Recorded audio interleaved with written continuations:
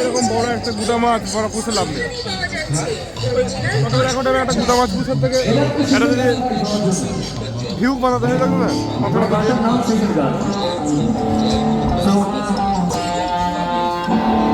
তালি হবে সবাই, তাহলে তো রামসের সাথে